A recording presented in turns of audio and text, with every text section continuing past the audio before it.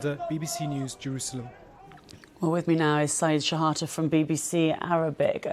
We'll talk about those developments that we heard in the package in just a moment. But first of all, we've had these pauses in military operations, haven't we, over the past week or so?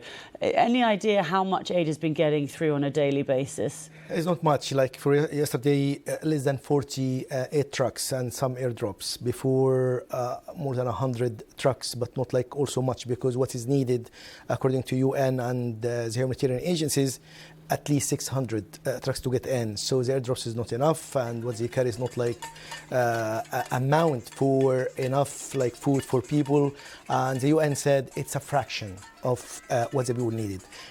In addition to that, the UNICEF said like third of Gazans spend days without food. So this shows like still the aid is not going enough. And even with pauses in military operation, as the Israeli military said, in some areas and some like corridors, but still there is no security to protect the trucks. So we see the scenes of people trying to help themselves because they are very hungry, they are desperate. So you do that. In addition, there are some gangs, you know, like they steal stuff and they sell it in the black market. So it is chaotic there and the chaos. And it added to that, the UN is not functioning with its full capacity. The United Nations has 400 centers all over Gaza to help. The controversial Gaza Humanitarian Foundation, backed by the Israel and United States, is not doing enough. And there is many people.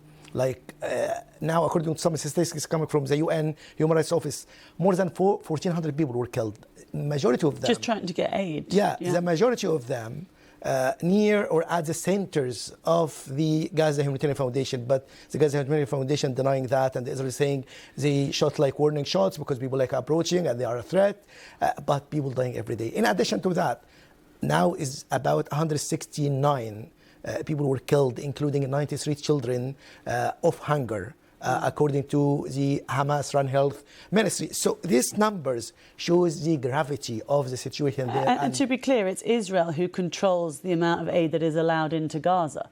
This is what the UN said, and blaming Israel because they control all the crossings. So from the side of Egypt, Rafah, they cannot open it because the other side, Israeli control it. So they cannot, even there is pressure on Egypt to open, but they cannot open because it needs permission from the Israeli forces from the other side of Rafah to allow that. And there is other crossing, Israel control them. So it is in the hands of the Israeli government. Even Israel said there is no restriction on aid deliveries, and they do whatever according to international humanitarian law to deliver aid. But the scenes on the TV and the testimonies and even the videos of like two hostages, Israeli hostages, showing how like the hunger and the mass starvation, as the UN described it, it's affecting everyone, even the hostages themselves. So it's a pressure on the Israel in order to reach a deal, because the only way is stop the hostilities and go back according like January deal, when there is 6 weeks of no hostilities, no military operation,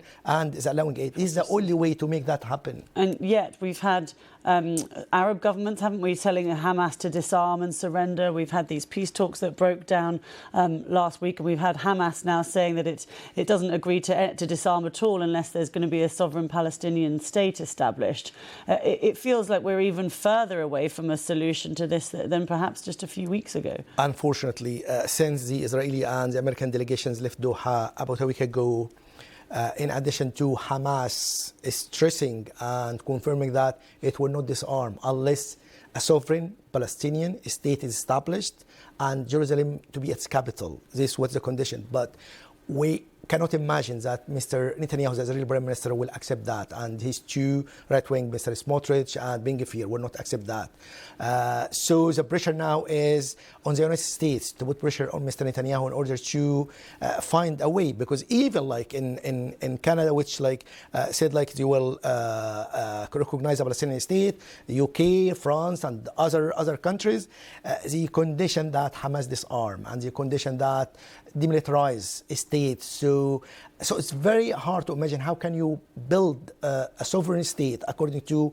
Hamas vision or according to the Palestinian without an army, without a military, and the territory itself is divided. In West Bank there is some settlement, in Gaza destroyed, and Israel want to have a buffer zone on the north to not to repeat what happened on 7th of October. So all of these concerns and its challenges makes it difficult to imagine that the Palestinian state will be recognized or be established soon. So even with pressure from the West on Israel, but recognition, it doesn't make any sense, because it will not happen, because it need to be, there is authority, people, and there is borders, so, and armies. All of that is not going to happen under Mr. Netanyahu, because he's against that. The Israeli mood, even because of what Hamas done in 7th of October, are against that, but they need a pressure in order to return the hostages. But for a Palestinian state to be established, I think there is some rejection and reservation from the Israeli public opinion and from the government. So it's very hard to see any deal happening soon. And